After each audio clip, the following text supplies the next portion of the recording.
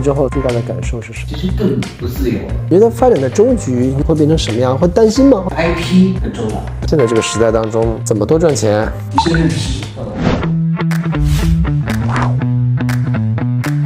这位好朋友其实经常来看我的，我曾经的好伙伴，现在还喊我老板的。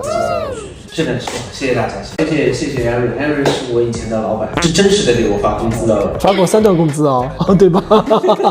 在我手下做了3段工作，我也不知道是哪根筋搭错了，他回来3次，我还愿意让他回来。那你离开 agency 之后，为什么愿意去做自媒体这个事情？在那个时代还是挺有意思的。这两个行业其实是非常相近的，尤其是我们以前做 social， 其实你每天接触的就是各种 KOL， 这个商业模式其实你是最熟悉的。我们行业里面出过很多的例子，包括以前的胡心树，他是拿到了逻辑思维的投资，然后包括叉叉，他们都是从澳美出来的。以前就是广告公司，然后做自媒体是职业发展的其中的一个路径。我的第一个上班就是亚克，后来是把这个带回家，就接了自己公司的上班。在大概2017年的时候，发现日出稳定大于自己的工资了，那时候觉得，要不要自己干？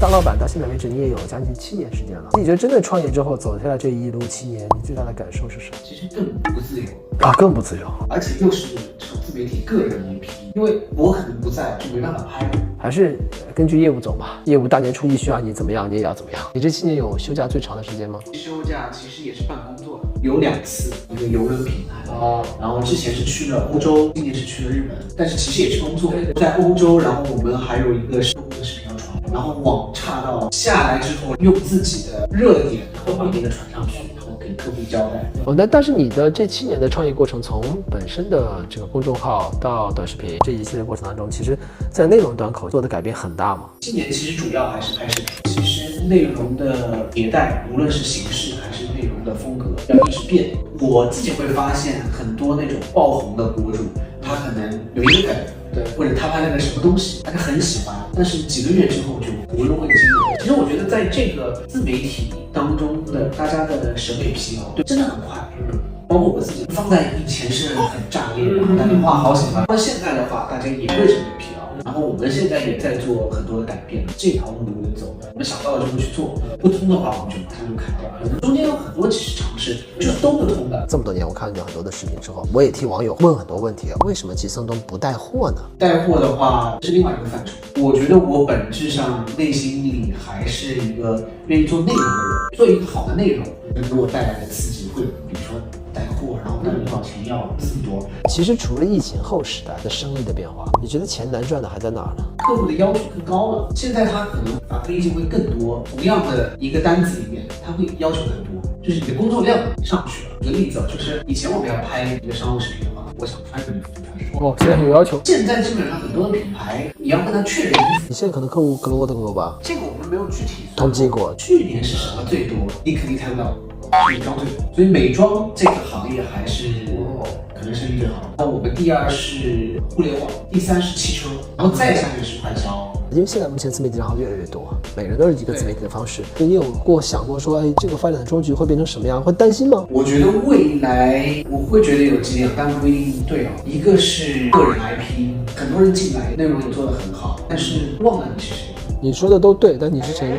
我不记得了。对，有的内容也很好，但是他留不住粉丝，就是我会看，我会点赞，但我不一定关注。有了这个 IP 的话，你其实是跨平台的，就是你在任何平台都能生存，等于你一个品牌做出来，对，而且大家认你这个东西。我觉得自媒体的这个内容上面始终是在 UGC 和 PGC 上横跳，或者说它是一个循环，渐入进这个状态，就是更多的去卷 PGC 的，因为大量的人涌入，他可能就是拿一个手机啊。但是现在可能有很多的，他就是在卷，然后制作的水准非常厉害的机器啊，不同的机位啊，然后团队也很庞大。如果能具备一定的 PGC 的能力的话，会是一种优势。因为 UGC 大家都能做 ，PGC 的不一定会 PGC。年轻人觉得怎么样可以在这个时代多挣到钱嘛？你是做快销，你是做体育，你是做时尚，你要在这个行业里面你要适合的，你才能想到更进一步的怎么去挣钱。我前2天发了一个微博，我刚刚大学毕业的时候，我有个同学，他去淘宝开店卖衣服。我所有的人都不理解，觉得是神经病吧？好好一个大学生，你找一个很正经的好的工作不好吗？你去做这种偏门生意干嘛呢？但是我毕业那个基本上就是电商最牛逼的时候。双11是2012年开始的然后他那个时候双11那一天，他一晚上营业额6位数，就是我们当时其他所有的同学一年工资都不行。他是有那个认知，他就喜欢时尚，喜欢电商。然后包括我后来在广告公司，我们晚上加班，有一个同事，他就跟我们说可以买点比特币。